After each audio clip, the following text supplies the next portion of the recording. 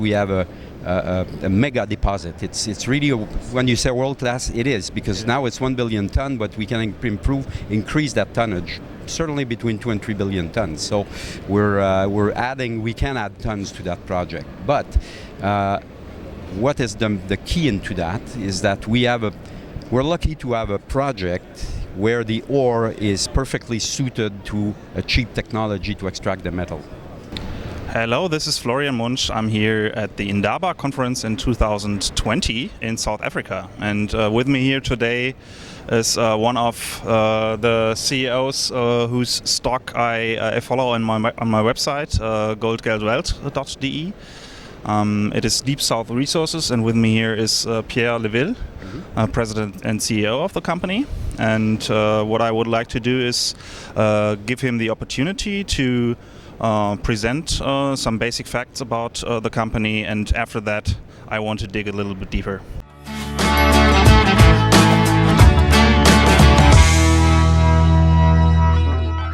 So, pleasure to meet you here, Pierre. Thank you, Florian.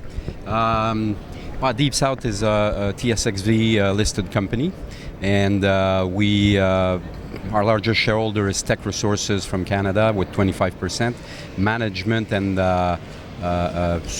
one director and some large Namibian shareholders. We sit with about 23% of the capital, so it's still a pretty tightly held company. We're exploring and developing a very large copper-porphory deposit in Namibia, in the southern African part. It's a large tonnage, about 1 million tons so far, at low grade, 0.31%. Our goal now is to develop the center part of the deposit, which is higher grade than the overall deposit, at the overall average of the deposit. And to do this, we will apply some technology that are low cost and low capex. Because if you want to invest in copper today, the situation is as follows. If you want to have high grade, you will have a very small tonnage project. If you want to have a large tonnage project, you will end up with a very low grade project. So that's what we find in the world at the moment, apart some very few exceptions, but in general this is the case. So with a project low grade, the situation is that you need to look for technologies that will enable you to mine it and extract the metal at low cost and low capex and make some profits. So if you have that, you have a project. If you don't have it, then you don't have a project. You must find another technology or another project. Okay, we all know porphyry systems might be low grade, but they are feasible, or could be feasible and economic at lower grades. Yeah. And your deposit is especially big, especially for a small junior miner and developer like you are. Yeah. So tell me about the technology, because yesterday we talked about it, and it really excited me, because before that I thought maybe this doesn't work so much. So go ahead, sir. Good. The technology that we have tested recently, the last test came out in December, is bio-assisted heap-leaching technology. So it's a very simple heap-leaching technology in which we just add bacteria, and bacteria will help speeding up the leaching of the chalcopyrite, which is the mineral that contains copper. Bio-assisted leaching is used by many large companies such as Codelco, Anglo-American, BHP, and many others, mainly in Chile on porphyry. But everyone uses it for a different type of application. Some are using it on their stockpile, some are using it on other parts of the deposit. Codelco, though, is the only one that mines a complete deposit, which is the Radomiro Tomic mine, and since 2014 they mine highly successful on the exact same mineralogy that we have in HAIB. It's primary sulfide with mainly chalcopyrite, and they are successful for a certain number of parameters, and we are successful with the tests that we have done because the ore at HAIB and the ambient temperature at HAIB suits perfectly that type of technology.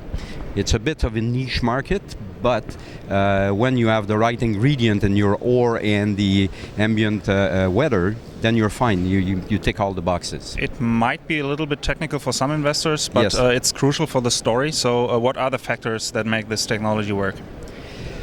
But there's the mineralogy, as I said, and the mineralogy means that the only 98% is chalcopyrite, and chalcopyrite is what carries the copper, and that's what you need to dismantle to extract the copper.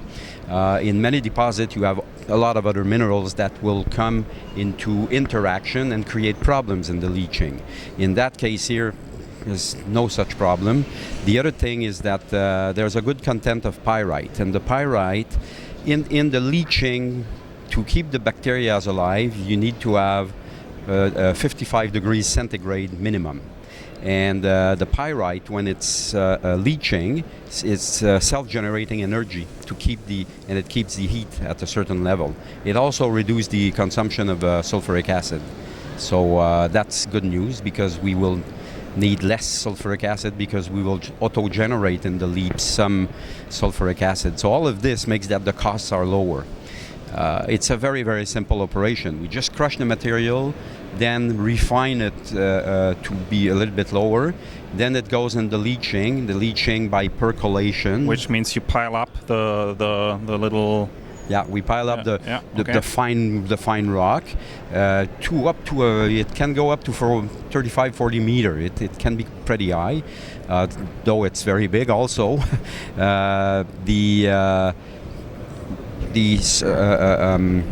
Sulfuric acid goes on top, and then it percolates through the stacks or the layers, and it brings the liquor that goes at the bottom contains the copper.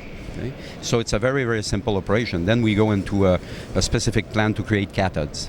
So why it works, why it gives some very robust numbers into the Capex and the OPEX, it's because it's simple. If we keep it simple, more simple we can keep it, better our chances to succeed. I'm not sure if I can ask this question because you don't have a feasibility study yet, but do you have an idea about Capex, or is that something for later? No, but we have a preliminary economic assessment that was out 2 years ago that we are currently updating, and that will be out most probably by the end of February. And depending on the size of the operation we look at, an 8.5 million ton per annum throughput, which is a mid-size operation, the Capex is $200 million. As opposed to, in many cases, 1 billion and more. So the Capex is very low because of the simplicity of the operation. I understand. Pierre, your share price dropped. Yep. What happened? It's very simple to understand.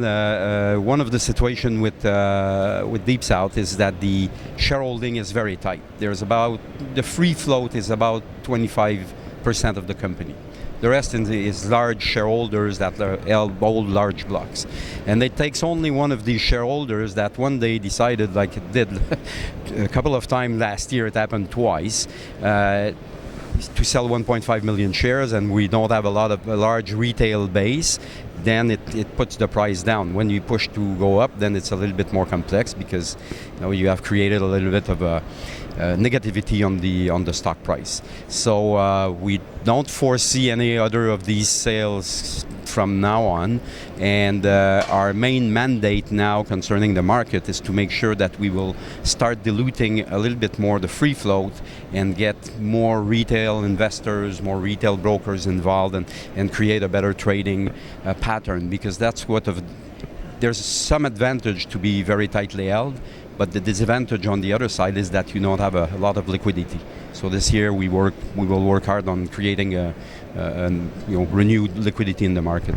I understand. I'm amazed how you're currently below 10 million, maybe 5 million market cap for this kind of project. And if you put this into perspective, what the HAIB Copper project really is and which scale it compares to, this could be much higher share price at the end if you manage to get certain things done. And look at it this way: at the moment, we have a market cap, let's say 5 million.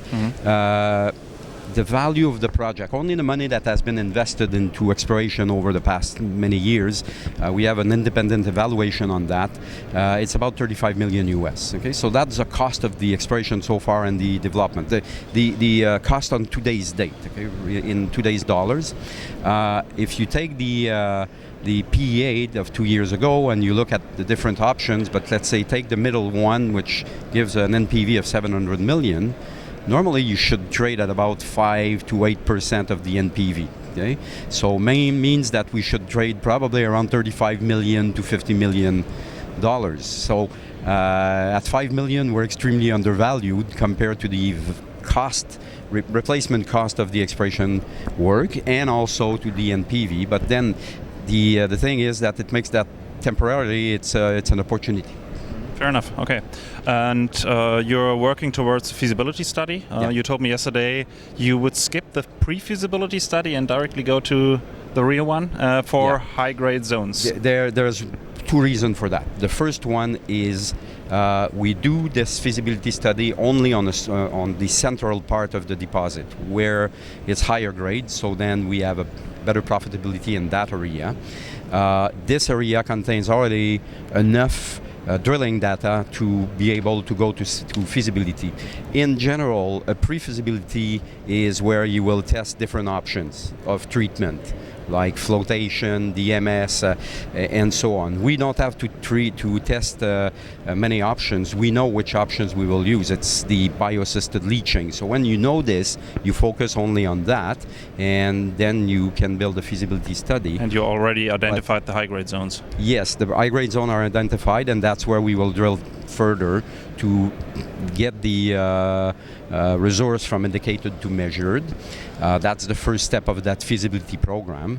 And keep in mind one thing is that if we were having to do that on the overall deposit at the moment, it would not be a feasibility study.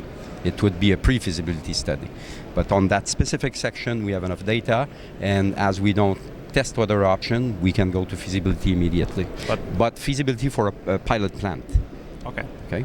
Not for the full operation yet. But this will definitely help you proving that the technology works, that you have certain parts feasible and economic at a certain price to mine. Yes. How is the copper price playing into that?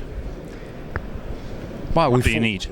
Well, you will see in the updated PEA that will come out in February, the one 2 years ago, at $3 per pound of copper, at the time the price of copper was higher, we were seeing an IRR at just a little bit over 30% pre-tax. Okay, now you will see about the same numbers, but for a price of copper of $2.65. So means that at $2.65, we already have a robust return of around 30% pre-tax. Okay, so that's another advantage of that type of technology, and the way we approach it is that we can be profitable at a lower copper market environment.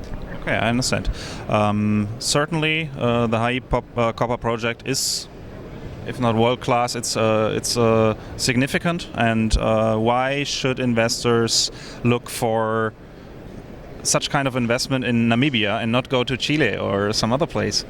What's the opportunity here? But the opportunity is very simple. It's not only the fact that it's in Namibia. It's correct because it's a very good country. It's a very good mining jurisdiction, very good place to make business. But on the real fact is that we have a mega deposit. It's really, when you say world class, it is, because now it's 1 billion ton, but we can increase that tonnage certainly between 2 and 3 billion tons. So we can add tons to that project. But what is the key into that is that we're lucky to have a project where the ore is perfectly suited to a cheap technology to extract the metal at profit. So because of this, then that's a project that will unlock value. We will, prove that the technology works more and more. We have already shown that it works, and we will get out with some certainly very good drilling results in that higher grade zone. It's a lot better than the 0.31 average of the overall deposits. So that will bring added value and substantial added value. So drilling and the technology makes that in the next year it's going to be certainly a very good investment. I'm looking forward to cover and to look at the story going forward. Thank you. Pierre Léveillé, President and CEO of Deep South Resources.